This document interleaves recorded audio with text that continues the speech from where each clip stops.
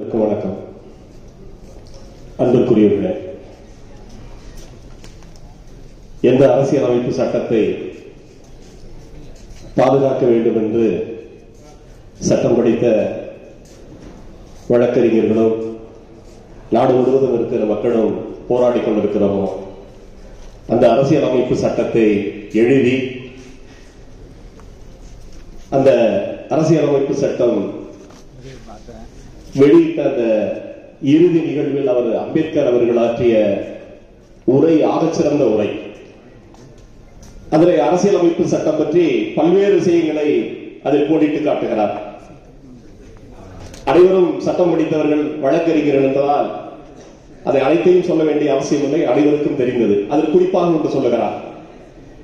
இந்த அரசியலமைப்பு சட்டம் என்னதான் ஆகச் சிறந்ததாக இருந்தாலும் இதை நடைமுறைப்படுத்தக்கூடியவர்கள் தவறானவர்களாக இருந்தால் அந்த சட்டத்தால் எந்த பயனும் விளையாது.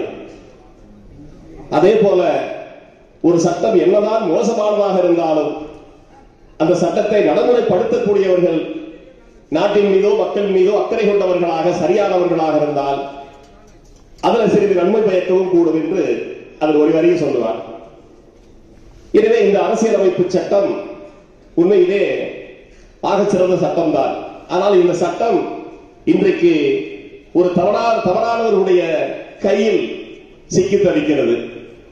இதை நடைமுறைப்படுத்த வேண்டிய இடத்தில் ஒரு தவறான ஒரு ஆட்சி அதிகாரத்தில் அமர்ந்திருக்கிறது. எனவே இவர்களிடத்திலே இந்த அரசியலமைப்பு சட்டத்தை ரொம்ப சரியாக நடைமுறைப்படுத்துவார்கள், அரசியலமைப்பு சட்டத்தை பாதுகாப்பார்கள் என்று நாம் எண்ண முடியாது, எண்ணவும் மாட்டோம், அதில் சந்தேகம் இல்லை. ஆனால் அரசியலமைப்பு சட்டத்தை பாதுகாப்பது மட்டுமல்ல, ஆனால் அந்த சட்டத்தையே முழுவதுமாக அப்புறப்படுத்திவிட்டு அந்த இடத்தில் மனுஸ்மிருதியை கொண்டு வந்து வைக்க வேண்டும் என்பதுதான் இன்று ஆட்சியில் இருக்கிற, அதிகாரத்தில் இருக்கிற இந்த ஒன்றிய அரசினுடைய மிகப்பெரிய திட்டம். ஆனால் இந்தியா முழுவதும் இருக்கிற இங்க இருக்கிற வழக்கறிஞர்கள் போன்ற அறிவார்ந்த சமூகம் அதை கண்டுணர்ந்து அதற்கு எதிரான போராட்டங்களை தொடர்ந்து நான் எடுப்பதன் மூலமாக உடனடியாக அதை செய்ய முடியவில்லை. எனவே அரசியலமைப்பு சட்டத்தை முழுவதுமாக மாற்றியமைப்பது என்பது சாத்தியமில்லை என்று தெரிந்த பிறகு இந்த ஆட்சியாளர்கள் கொஞ்சம் கொஞ்சமாக அரசியலமைப்பு சட்டத்தை திரிப்பது, மாற்றுவது, அழித்தொழிப்பது, இது போன்ற சதி வேலைகளில் ஈடுபட்டிருக்கிறது. அதனுடைய ஒரு வேலை, அதனுடைய ஒரு வடிவம் தான் இந்த 3 புதிய கிரிமினல் சட்டம், இந்த மாற்றங்கள் கொண்டு வந்திருக்கிறது. எனவே இந்த சட்டம் வந்தபோது சட்டத்தில் இருக்கிற சரத்துக்களை எல்லாம் நமது ஜாக் போன்ற வழக்கறிஞர் அமைப்புகள் அதில் இருக்கிற நுட்பமான பல விஷயங்களை எடுத்து மக்கள் மத்தியிலே கொண்டு போகிற போது நமக்கு ஒரு அச்சம் இருந்தது, பயம் இருந்தது. இந்திய அரசியலமைப்பு சட்டத்தை இழந்து விடுவோமோ, இந்த நாடு ஆட்சியாளர்கள் சொல்லை போல ஒரு ஒற்றைத்தன்மை உள்ள நாடாக மாறிவிடுமோ என்று ஒரு அச்சம் இருந்தது. ஆனால் அதன் பிறகு நமக்கு அச்சம் கொஞ்சம் கொஞ்சமாக குறைய ஆரம்பித்திருக்கிறது. காரணம் என்னவென்று சொன்னால், தப்பான ஆட்சியாளர்கள், தவறான ஆட்சியாளர்கள் நிச்சயமாக மக்களுக்கும் தேசத்திற்கும் ஆதரவான சரியான சட்டத்தை கொண்டு வர மாட்டார்கள். எனவே அந்த சட்டம் தவறாக வருவதிலே ஆச்சரியமில்லை. ஆனால் எப்பொழுது கவலைப்பட வேண்டும் என்று சொன்னால், அந்த சட்டத்தை புரிந்து கொள்வதற்கான மக்கள் இல்லாத போது, அந்த சட்டத்தை எதிர்த்து போராடுவதற்கான போராட்ட களம் இல்லாத போது, ஒருவர் கூட அதை புரிந்து கொண்டு போராடாத ஒரு நிலைமை வருகிற போதுதான் நாம் அதில் கவலை கொள்ள வேண்டும். ஆனால் இந்த 3 கிரிமினல் சட்டங்கள், புதிய கிரிமினல் சட்டங்கள் வந்ததிலிருந்து சட்டம் படித்த நீதிமன்றத்திலே வழக்காடுகிற நமது ஜாக் போன்ற வழக்கறிஞர் அமைப்பு தொடர்ந்து அதற்கு எதிரான போராட்டங்களை நாம் நடத்தி கொண்டிருக்கிறோம். எனவே கடந்த 7வது மாதத்தில் 1/7 இருந்து பார்த்தீர்களானால் 1/7 1 மாத காலம் வழக்கறிஞர்கள் நீதிமன்ற புறக்கணிப்பு போராட்டங்களில் ஈடுபட்டார்கள். சென்னையில் நடந்த போராட்டங்களிலே சிபிஎம் கட்சியின் சார்பாக நானும் கலந்து கொண்டேன். 1 மாத கால போராட்டத்தினுடைய உச்சமாக நாட்டினுடைய தலைநகரிலே ஜந்தர் மந்திரிலே ஒரு அறப்போராட்டத்தை நடத்தினீர்கள். அதிலும் எங்களுடைய நாடாளுமன்ற உறுப்பினர்கள் 2 பேர், ராஜாராம் சிங், சுதாமா பிரசாத், 2 வடமாநிலத்தைச் சேர்ந்த பீகாரை சேர்ந்த நாடாளுமன்ற உறுப்பினர்கள் அந்த போராட்டத்தை கலந்து கொண்டு அங்கே வாழ்த்தி பேசி சட்டத்திற்கு எதிராக நடக்கிற போராட்டங்களில் கலந்து கொடுப்போம் என்று அவர்களும் கலந்து கொண்டார்கள். எனவே நானும் இந்த போராட்டத்திலே முதலில் வந்து அமர்ந்து இங்க இருக்கிற அனைத்து விஷயங்களை கவனிக்க வேண்டும் என்று உணர்வு பூர்வமாகத்தான் இருந்தேன். எனவே சட்டத்தினுடைய நுட்பங்களை பற்றி உங்களோடு பேசுவது அவசியம் இல்லை, தேவையில்லை என்று கருதுகிறேன். அனைவரும் உங்களுக்கு தெரிந்ததுதான். வேண்டுமானால் எம்மை போன்ற அரசியல் கட்சி தலைவர்கள் உங்களிடத்தில் வேண்டுமானால், வழக்கறிஞர்கள் மத்தியில் வேண்டுமானால், இன்னும் அந்த சட்டத்தில் என்னெல்லாம் மக்களுக்கு விரோதமாக, தேசத்திற்கு விரோதமாக இருக்கிறது என்று வேண்டுமானால் கேட்டு தெரிந்து கொள்ளலாம். ஆனால் இதுல ஒரு மிகப்பெரிய ஆபத்தான விஷயத்தை மட்டும் சொல்லி சுருக்கமாக முடிக்கலாம் என்று நினைக்கிறேன். அன்பிற்குரியவர்களே, இது அரசியலமைப்பு சட்டத்திற்கே புறம்பானது. முதலில் இந்த 3 புதிய கிரிமினல் சட்டம் என்பது அரசியல் சட்டத்திற்கே புறம்பானது. அதை தாண்டி இன்னொரு விஷயம் என்ன என்றால், மொழி உரிமைக்கு எதிரானது. இவர்கள் கூட பொதுவா மொழியை மாற்றுவது என்பதல்ல, இவர்கள் தொடர்ந்து சமஸ்கிருதத்தை, இந்தியை கொண்டு வருவது என்கிற சதிவேலை செய்கிறார்கள். இதில் நுட்பமாக உங்களுடைய பத்திரிகை செய்திகளில் ஒரு பார்த்த செய்தியை பார்த்து நானும் அதிர்ந்து போனேன். சமஸ்கிருத ஒளி வடிவில் இந்தியை திறந்து பார்த்திருக்கிறார்கள். இந்த மொழியில் இந்த சட்டம் வந்திருக்கிறது என்பதை புரிந்து கொண்டு, எனவே இந்த சட்டம் பார்த்தீர்களானால் வெறும் சட்ட திருத்தம் மட்டுமல்ல, பெயர் மாற்றம் மட்டுமல்ல, இது மொழி உரிமைக்கு எதிரானது. இந்த சட்டம் அரசியலமைப்பு சட்டத்திற்கு எதிரானது. மாநில உரிமைகளுக்கு குறிப்பாக பார்த்தீங்கன்னா மாநில உரிமைகளுக்கு எதிரானது. இந்த சட்ட சார்ந்த பல்வேறு விஷயங்கள் பேசுகிறோம். நமது மாநிலத்தில் ஒன்று இருக்கிறது. 10 ஆண்டுகளுக்கு மேல் சிறையில் இருப்பவர்களை கருணையின் அடிப்படையில் விடுதலை செய்கிறதா அந்த அதிகாரத்தை மாநில அரசு கையில் வைத்திருக்கிறது. ஆனால் இந்த சட்ட சட்டத்துகள் புதிய கிரிமினல் சட்டம் என்ன சொல்றதுன்னா, ஒன்றிய அரசிடம் அனுமதி பெற்றுத்தான் நீங்க செய்யணும்னு சொல்லுது. எனவே மாநில உரிமைகளை பறிக்கிறது, மொழி உரிமையை பறிக்கிறது, அரசியலமைப்பு சட்டத்திற்கு புறம்பாக இது செயல்படுகிறது, கூட்டாட்சி தன்மைக்கு எதிராக இந்த சட்டம் இருக்கிறது. எனவே நீதிமன்றங்களினுடைய அதிகாரத்தை குறைக்கிறது. ஒரு தேசம் எந்த வழியில் பயணிக்க வேண்டும் என்பதை தீர்மானிப்பது அரசியலமைப்பு சட்டம். சட்டம் தான் இந்த தேசம் எந்த வழியில் பயணிக்க வேண்டும் என்பதை தீர்மானிக்கிறது.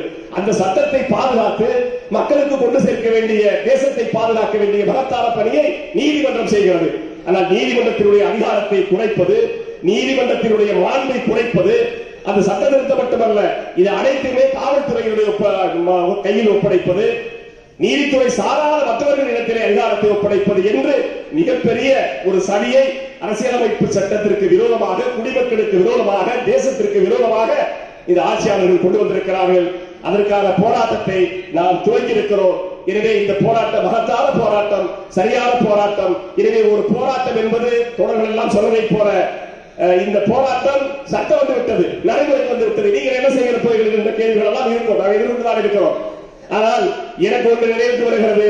3 வேளாண் சட்டம் போராட்டம் நடந்து கொண்டிருந்த போது மலேசியாவில் இருந்து அங்கிருக்கிற அரசியல் கட்சிகள் ஒரு கருத்தரங்கத்தை ஒருங்கிணைத்து, இதுபோல் அந்த ஒருங்கிணைப்பு கருத்தரங்கத்தில் என்னையும் அழைத்திருந்தார்கள். ஆன்லைன் கருத்தரங்கம் அது. அந்த ஆன்லைன் கருத்தரங்கத்தில் பேசுகிற போது இந்த ஓராண்டு காலமாக அங்கிருக்கிற விவசாயிகள் ஒரே இடத்தில் தங்கி நின்று போராட்டம் நடத்துகிறார்களே, எப்படி அது சாத்தியப்படுகிறது, எப்படி இந்த உணர்வு பெற்றார்கள் என்று ஒரு இடத்தில் என்ன கேள்வி கேட்டார். அவரிடத்தில் நான் சொன்னேன், ஓராண்டு காலமாக எங்களுடைய விவசாயிகள் இந்தியாவிலே போராடுவதற்கு எங்களுடைய முன்னோர்கள் அடித்தளம் விட்டு கொடுத்திருக்கிறார்கள்.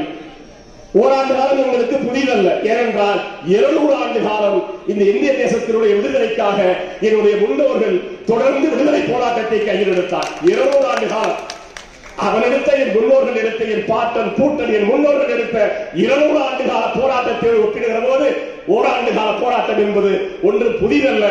எனவே அந்த மரபு வழியில் வந்தவர்கள் நாங்கள். அந்த போராட்ட மரபை கையிலேந்தியவர்கள் என்னுடைய இந்திய மக்கள், என்னுடைய விவசாயிகள். எனவே போராடி கொண்டிருக்கிறார். தொடர்கள் சொன்னதை போல இந்த சட்டம் திரும்ப பெறப்படும் வரை இவர்களுடைய போராட்டம் உறுதியாக இருக்கும் என்று அன்று கருத்தரங்கத்திலே சொன்னேன். அதே போல 200 ஆண்டு கால போராட்டம் நம் விவசாயிகளுக்கு ஓராண்டுகள் போராடுவது எப்படி என்பதை கற்றுக் கொடுத்தது. 700க்கும் மேற்பட்ட உயிர்களை தியாகம் செய்தார்கள். சட்டத்தை திரும்ப பெறப்பட்ட பிறகுதான் அங்கிருந்து கலைந்து சென்றார்கள். எனவே இந்த நடைபெறுகிற இது வழக்கறிஞர் போராட்டம் அல்ல, மட்டுமல்ல, தேசம் காக்கிற போராட்டம். இந்த அரசியலமைப்பு சட்டத்தை, இந்த தேசத்தை, பன்முக தன்மையை வருகிற இளைய தலைமுறைகளுக்கு, நம்மளுடைய பிள்ளைகளுக்கு, பேர பிள்ளைகளுக்கு நிச்சயமாக பாதுகாப்பாக அதை கடத்தி சொல்லக்கூடிய மிகப்பெரிய வரலாற்று கடமை சட்டம் படித்த, சட்டத்தினுடைய நுட்பங்களை தெரிந்த வழக்கறிஞர்களுக்கு கூடுதலாக இருக்கிறது. அந்த வழக்கறிஞர்களை கையில் எடுத்திருக்கிறீர்கள். நிச்சயமாக போராடுகிற அமைப்புகள் எல்லாம் உங்களோடு தான் இருக்கிறது. நிச்சயம் அனைவரும் சேர்ந்து நின்று போராடுவோம். சட்டத்தை திரும்ப பெறப்படும் வரை இந்த போராட்டங்களை நாம் தொடர்ந்து முன்னெடுப்போம் என்று சொல்லி நான் ஒன்றை பற்றி சொல்லுகிறேன். வழக்கறிஞர்கள் என்பதால் நிறைவாக இன்றைக்கு வழக்கறிஞர்கள் கோரிக்கை சட்ட அமைச்சரிடத்திலே கொடுத்தார்கள். வழக்கறிஞருக்கு ஒரு பாதுகாப்பு சட்டம் வேண்டும் என்ற கோரிக்கை இருக்கிறது. எனக்கு வழக்கறிஞர்களுக்கு இன்னும் கூட தமிழ்நாட்டு வழக்கறிஞர்களுக்கு, ஏன் இந்திய வழக்கறிஞர்களுக்கு குறிப்பாக பல்வேறு விதமான சலுகைகள், அவங்களுக்கு நிறைய கோரிக்கைகளை பார்த்தா நமக்கே கொஞ்சம் பயமாகவும் கவலையாகவும் இருக்கிறது வழக்கறிஞர்கள் கோரிக்கைகள் எல்லாம். ஏனென்றால் வழக்கறிஞர் துறையை பொறுத்தவரை ஒரு காலம் நாம் வெளியிலிருந்து வேடிக்கை பார்க்கிற இடத்திலே தான் இருந்தோம். இன்றைக்கு தலித்துக்கள், ஆதிவாசிகள், பெண்கள், பிற்படுத்தப்பட்ட சமூகத்தை சார்ந்தவர்கள், முதல் தலைமை பட்டதாரிகள் என்று வழக்கறிஞர் துறைக்குள்ளே உள்ளே வந்திருக்கிறார்கள், நீதித்துறைக்குள்ளே உள்ளே வந்திருக்கிறார்கள். அவர்களுடைய வாழ்க்கை தரம் மிகவும் மோசமான நிலையில் தான் இருக்கிறது.